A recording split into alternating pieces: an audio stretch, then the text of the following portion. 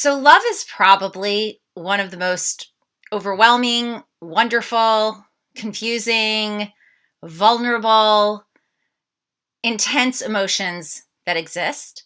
And the question's often asked if love is actually a noun or a verb. And a lot of that depends on how we choose to view it, and more importantly, how we choose to use it. To understand from a Jewish mystical perspective the inner meaning and the depth and power of the concept of love, we have to look at one of the insights that relates to the symbol that represents love. Now, if you think about this, it's a very unique symbol. I'm sure you've already assumed that I'm speaking about the heart. And it's most unusual because it is one of the very few symbols that is truly universal. If you've traveled the world, if you've traveled anywhere, you know that there are different customs, there are different signs and words, and something that's appropriate or means one thing in one place has a very different meaning in another, right? Like you learn real quickly how you should hail a cab when you're overseas or what's considered polite or rude. And yet you can travel virtually anywhere in the world and spanning every religion and every culture and every geographic location. The symbol of the little red heart means love. In the United States, obviously, come the month of February, and we see those little red hearts plastered everywhere. People wearing their heart necklaces.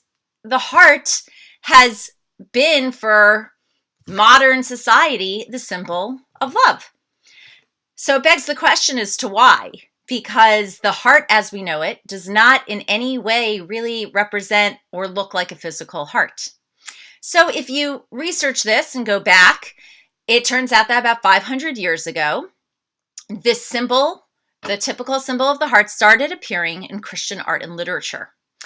And yet, over 700 years ago, there was a Kabbalist by the name of Rabbi Avraham Abulafia, and he writes in his work, the Imre Shefer, about the concept of the Lev.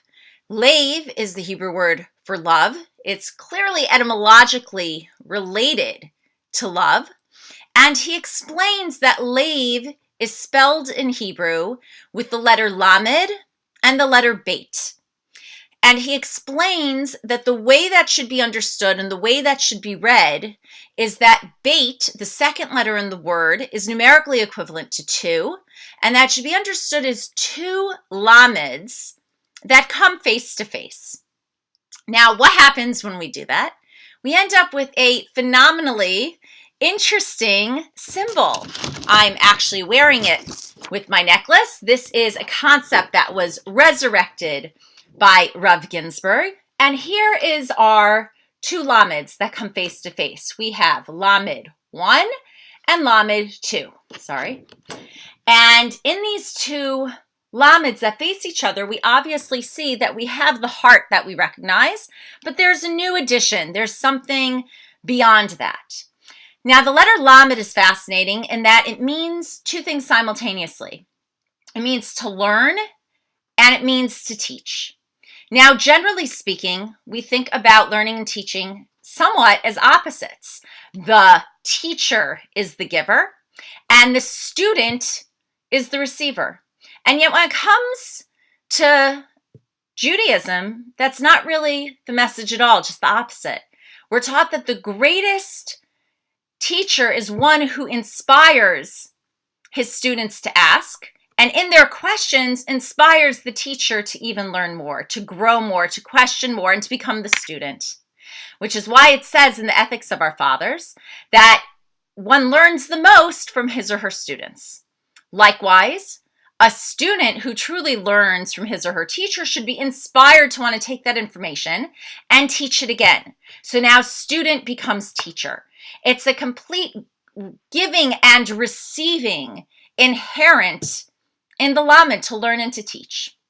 The Lamed is also the highest of all of the Hebrew letters, and it represents this concept of a Migdal Pareach Ba'avir, the tower that flies high in the sky, and this concept of breaking out of boundaries, breaking out of limitations, out of consciousness into the superconsciousness, beyond nature, above and beyond, so that we're limitless, so that there is this infinity connected to it.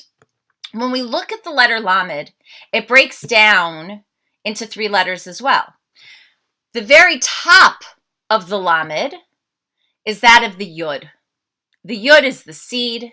It's the beginning of all potential, of all creation, and it represents the concept of the mind, the brain, that it's that spark of wisdom contained within that needs to connect, that we need to have, that we can respect and admire and share with the other.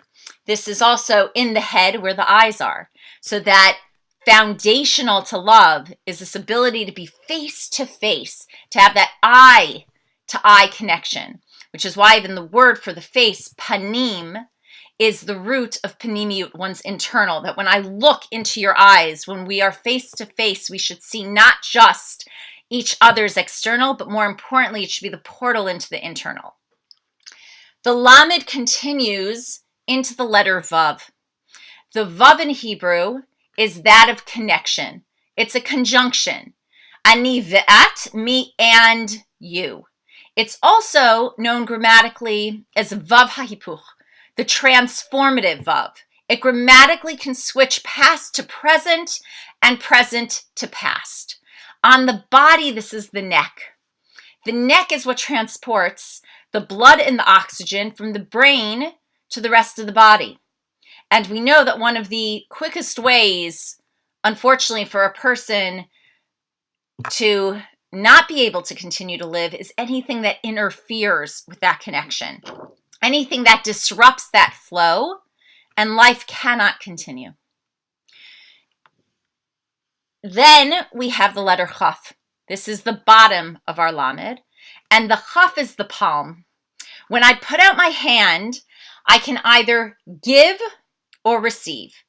I can put my hand out for you to take, or I can receive what it is you want to give to me. This idea of being able to both give and receive, and that it's truly simultaneously when it's done correctly, is the essence of love. This concept here, the Lamed as we know it, is only a connection of bodies. It's pure physicality. In true love, it needs to be a totality. There needs to be a head-to-head, mind-to-mind, face-to-face, eye-to-eye, soul-to-soul, body-to-body connection. It needs to be throughout that love is there, and that giving and receiving. And when it's done correctly, you're not even sure if you're the giver or if you're the receiver, because you receive so much through the giving process that you feel like you're the biggest receiver.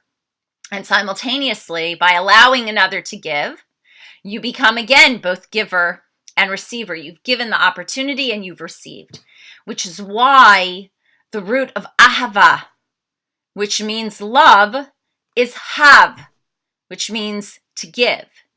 And also why the word for to give, natan, is the same if you read it left to right or right to left, forwards to back or backwards to front, because giving is receiving, receiving is giving. And this is truly why we were created. We were created to love. And one of the most beautiful insights into this and allusions to this is in our Torah itself, which is a scroll. It's not a book. There's no beginning, middle, or end, but it is an ongoing, and the end is wedged in the beginning and the beginning in the end.